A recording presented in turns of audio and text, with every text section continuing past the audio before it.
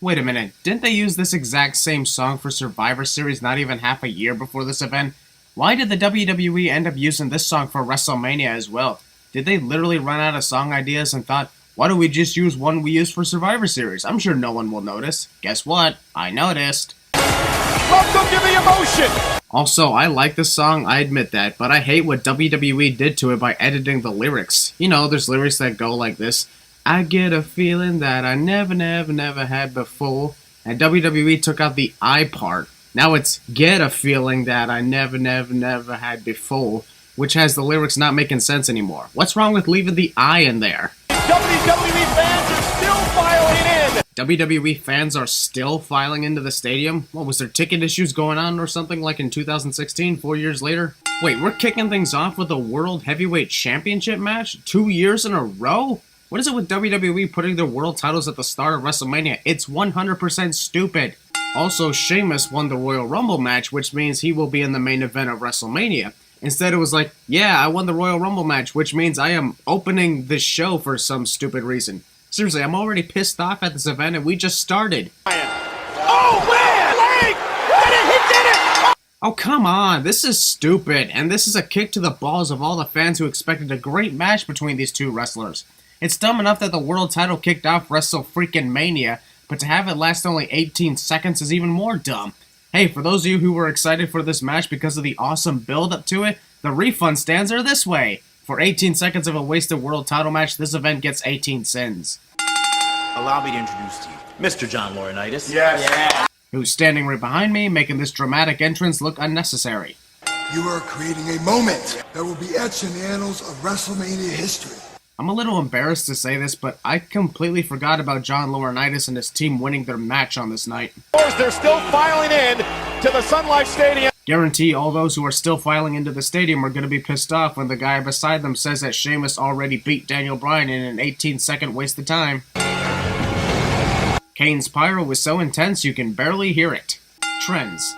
Also, why is the ring more close to the stage rather than the center of the stadium? Is it just to prevent the ramp from being very long? Because long ramps at WrestleMania are actually awesome. Everybody who is anybody is watching WrestleMania right now. Jerry Lawler pretty much said that those who don't watch wrestling are a bunch of nobodies. Oh, they set Kane up perhaps for that bulldog. What? Randy wasn't setting up Kane for a bulldog. Michael, you've been commentating Randy Orton for years, and you should know by now that he goes for his vintage DDT off the ropes at that moment. Randy Orton looking for that bulldog. Holy shit, that's the second time Michael Cole fucked up. When has Randy ever gone for a bulldog when he clearly is going for his vintage DDT? Twice the fuck up, double the sin. In time, Kane was able to counter.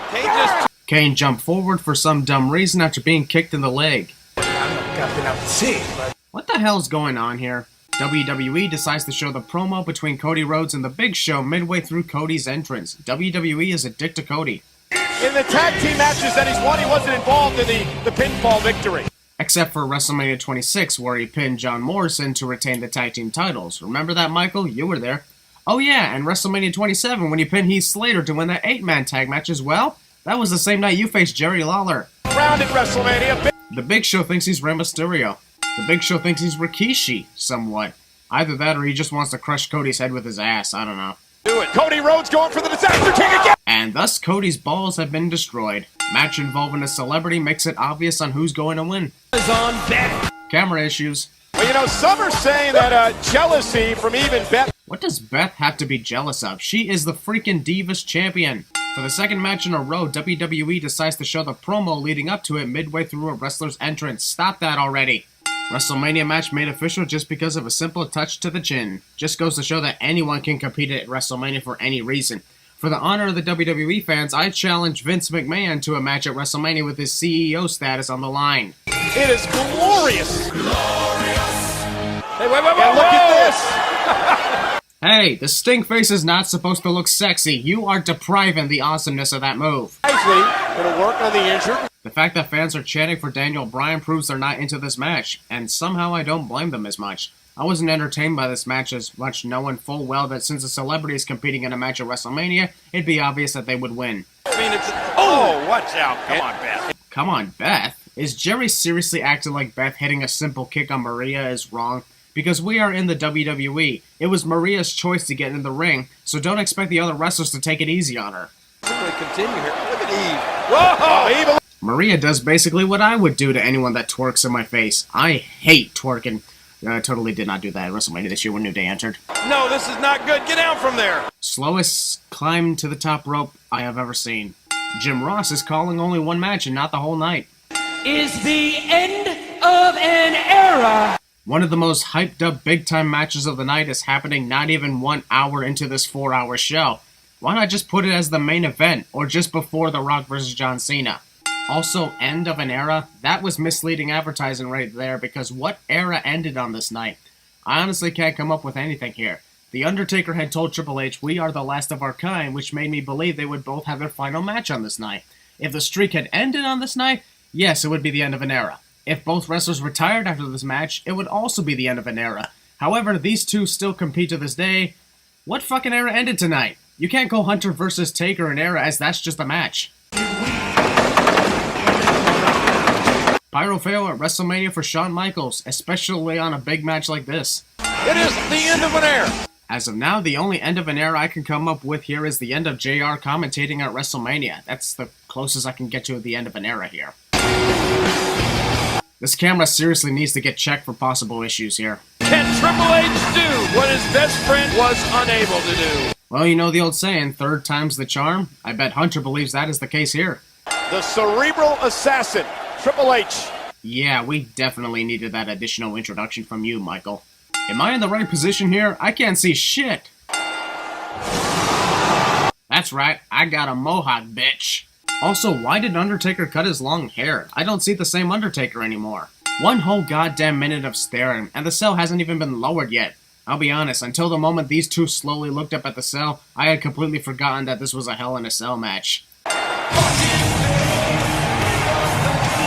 The cell likely has the best entrance of the night here. I'll deduct 3 cents off for that epic entrance with the Memory Remains playing. Gotta love Metallica. The Undertaker started cutting his hair off until Triple H accepted this match. So in the storyline, they had Undertaker cutting his hair until Hunter accepted his challenge? When you think about it, that's hilarious as fuck.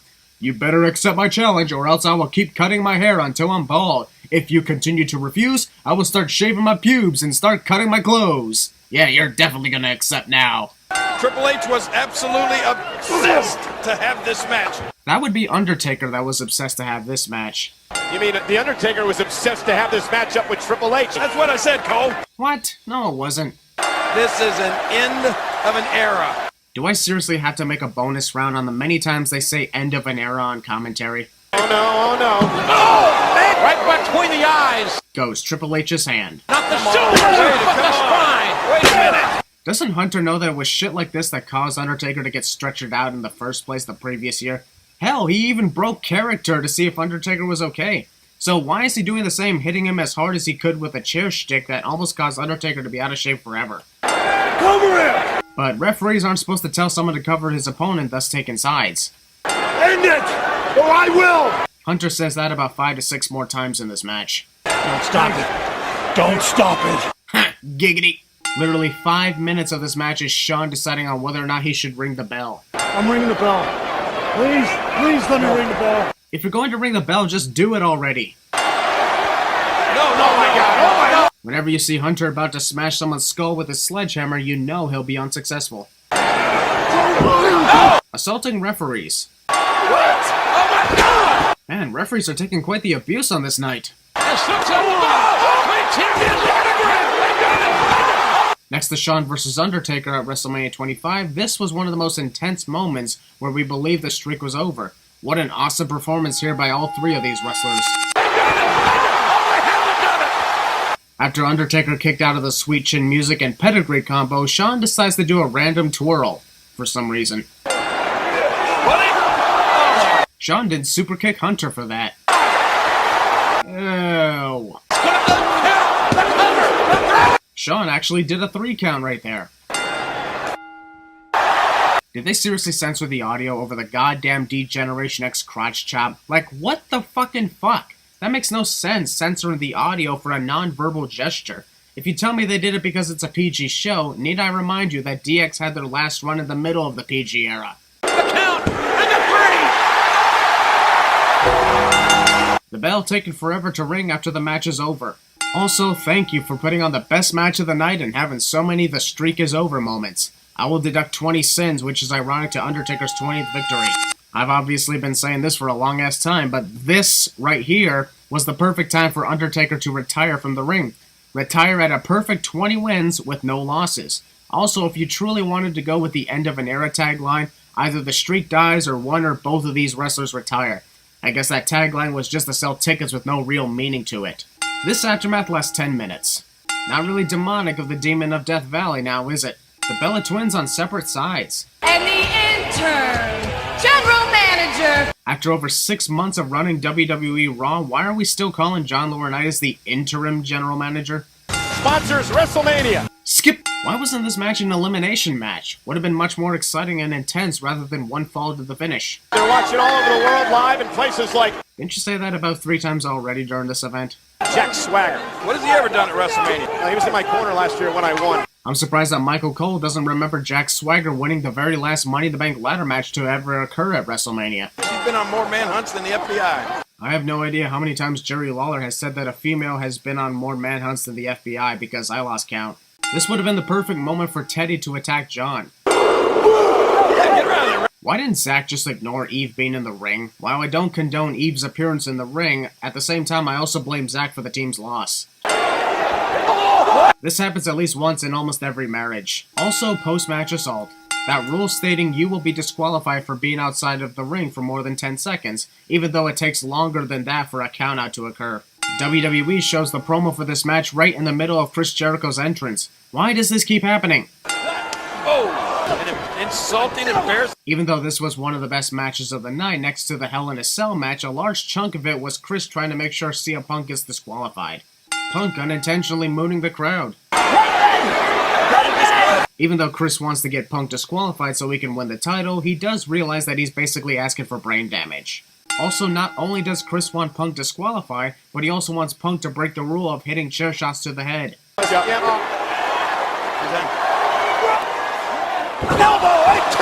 Maybe if you didn't waste too much time posing on the top rope, you would have hit that elbow drop. And Punk, Off-sync codebreaker.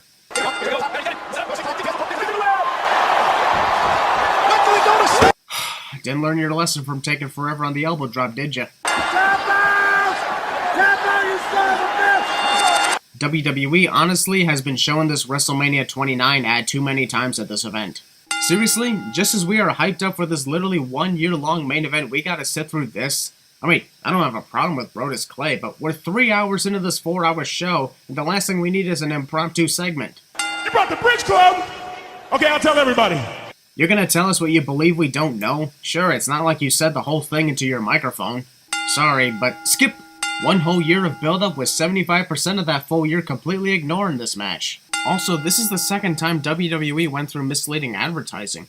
As I had previously stated, this should have been the only time this match existed, especially if you use the tagline once in a lifetime, which obviously means it never happened before and will never happen again. WWE first lied about end of an era, and now they lied about once in a lifetime. Also, you guys are probably gonna hate me for saying this, but I personally agree with CM Punk about saying that those who don't work their ass off day in and day out every week in the ring should not be headlining WrestleMania. Rock gets to headline WrestleMania just because, which ain't cool. Literally 12 minutes of entrances for only 2 wrestlers, like seriously. Alright, Machine Gun Kelly and Flo Rida are here to perform some of their hits, but why is Sean Combs here? Just saying, he ain't here to perform, so why? Bad boys, recording artists. Can't get any slower than this intro, huh? To see one of the biggest egos get beat by one of the biggest underdogs. Honestly, if you just sang your song and shut the hell up with this stupid speech entirely, nobody would boo your ass more than they already were. we got people behind the scoreboard. Whatever. Once in a lifetime? I think so. Unless I lose and whine like a little bitch about it. Good feeling and wild ones. Well, that's no fair. Why does Flo Rida get to perform 2 songs whereas MGK only got to perform 1? It takes nearly 2 minutes for this match to start following ring introductions. Anxiety is starting to build up in me. I don't think Rock has missed a beat. Yeah, I'm sure the moves that The Rock had delivered to John Cena would be very amazing if we hadn't seen them do that like 5 months ago at Survivor Series. That just ruined the big build to WrestleMania for us to see if Rock could still perform. The greatest main event in WrestleMania history. The greatest main event in WrestleMania history, cliche. It never happened. The Rock telegraphed it that time. Oh! John waited nearly 3 seconds for Rock to punch him. Quit making shit obvious, John. It didn't work. Rock wasn't even close to hitting John with that kick. Look at this now. Rock had his hand on the barricade the whole time, which would prevent him from landing on it, yet he still hit it anyway. What's he doing here? Oh! And again, same sin with the table. Starts to gain momentum. Even The Rock somehow falls for those shoulder tackles. The WWE fans would be great at Cinema Sins 2 expansion by chanting same old shit. That was one of the most awkward double clotheslines I have ever seen. Take a look at the fans for a moment. I gotta piss. Oh, no! You had one job, John. One job. And you couldn't properly sell the rock bottom. Down, John. Legs locked to the back of the net. John clearly landed on Rock's back, and his legs didn't even connect with Rock at all. It was more of a, ass drop or something. Rock leaning back with all his weight on him. Doesn't look like Rock is leaning back with all his weight on John. Also, how the hell is that a sharpshooter when Rock clearly doesn't have the legs hooked under his arm? All he did was cross the legs and hang on to them rather than locking them. The Rock could easily slip his head through John's arms in that STF as John doesn't even have the hold locked in properly.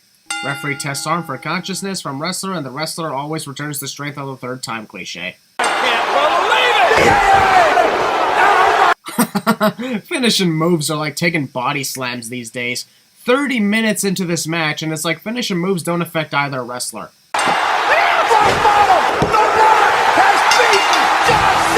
This single loss causes John Cena to whine and cry about his failures in 2012, not to mention him divorcing his wife, which he also blamed on The Rock for some stupid reason that I still can't think of. Also, there's a rematch next year, but I will go ahead and remove 15 sins for putting on a great wrestling match between these two icons. They deserve the respect no matter what happens in the next WrestleMania.